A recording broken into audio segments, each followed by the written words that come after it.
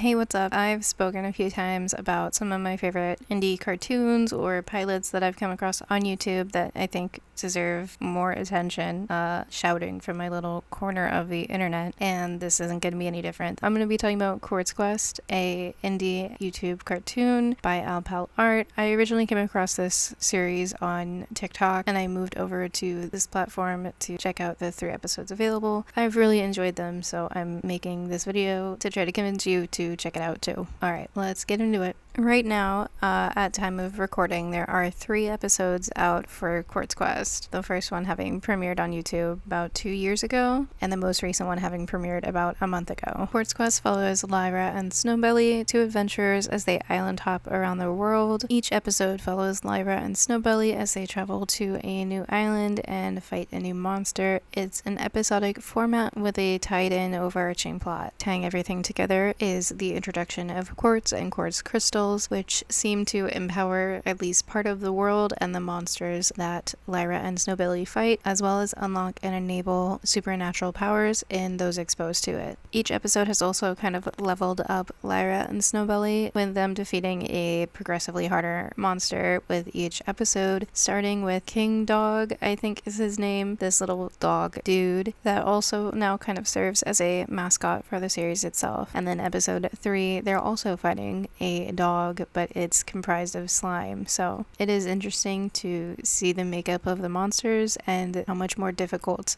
each of them have become throughout the various episodes. To quickly break down the characters themselves, our main cast is comprised of Lyra and Snowbelly, and we've also been introduced to 2 other characters, Roxy and Renee. Roxy is a friend of Snowbelly and Lyra's, and Renee is a frenemy, we're really not sure yet. Hey, editing me coming in, so I kind of misspoke. Roxy isn't a long-standing friend. She's sort of like an internet adventurer who collects information, and Lyra follows her blog, and so they start talking like in episode 2. I made it sound like they've been friends for a long time. They haven't. So there is always the chance that she's secretly a bad guy or something like that. So yeah.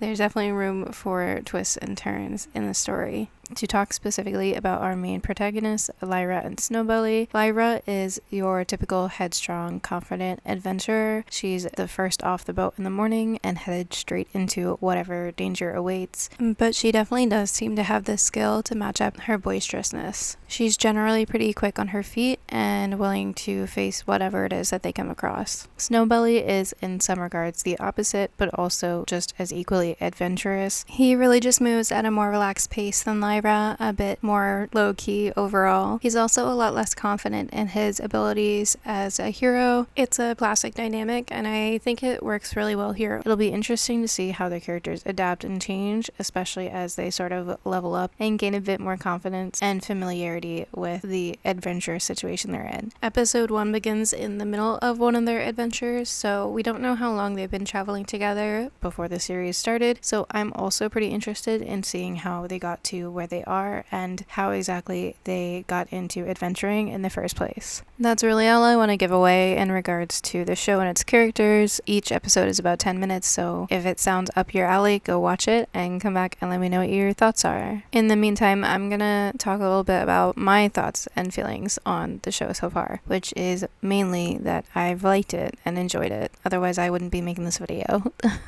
I think my most major criticism of the show so far has been some of the audio, specifically like the audio mixing. I don't know anything about audio mixing if that isn't super obvious by the quality of my videos. I use a really horrible mic in my room.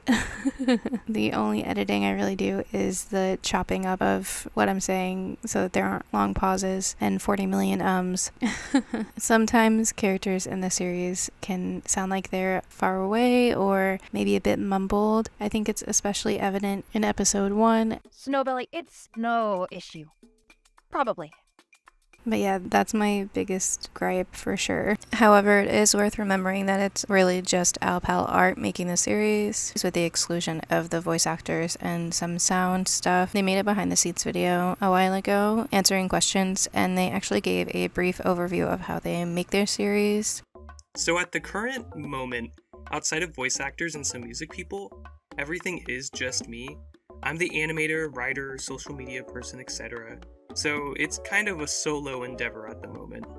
And that in itself might be worth checking out if you like kind of behind the scenes stuff. But yeah, I would definitely say all of the voice actors involved are doing the best they can with whatever equipment they have available, and they've all delivered voices that I think do fit with the characters really well. One thing I think that is worth highlighting about the show is its strong visuals and aesthetic, the colors and everything that come together to really create like a inviting all ages adventure. I would say that one complaint about the sound is the only thing that comes to mind when thinking of negatives for the series. It's definitely like a regular PG, like very Saturday morning cartoon level violence and content. You can definitely see the inspiration. I know that he names like Bee and Puppy Cat, I think Pokemon, although don't quote me, and then of course Club Penguin as inspiration for his characters and the cartoon. But I think it's fun. I've watched a lot of the shows that inspire this, so yeah, I think it's cute.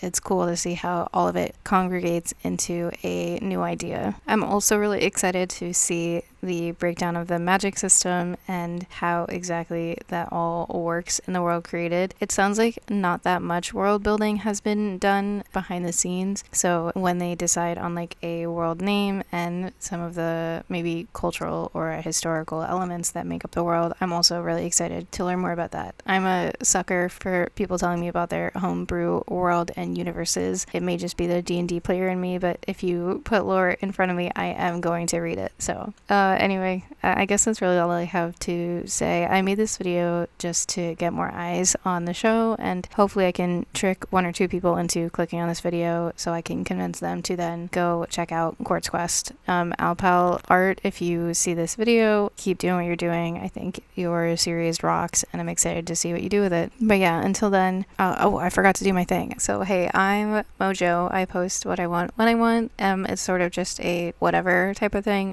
It's mostly comics, but I also like to do stuff like this whenever. So yeah, and I'm really bad about doing self plugs. So yeah, but anyway, if you sat through this video and you like it, feel free to check out the rest of my channel. I have other stuff. Mostly it's comics, but I like to do this stuff too. Yeah, anyway, jeez, what a messy way to end a video. Alright, have a good night. Hopefully I'll have something new for you soon. Bye YouTube.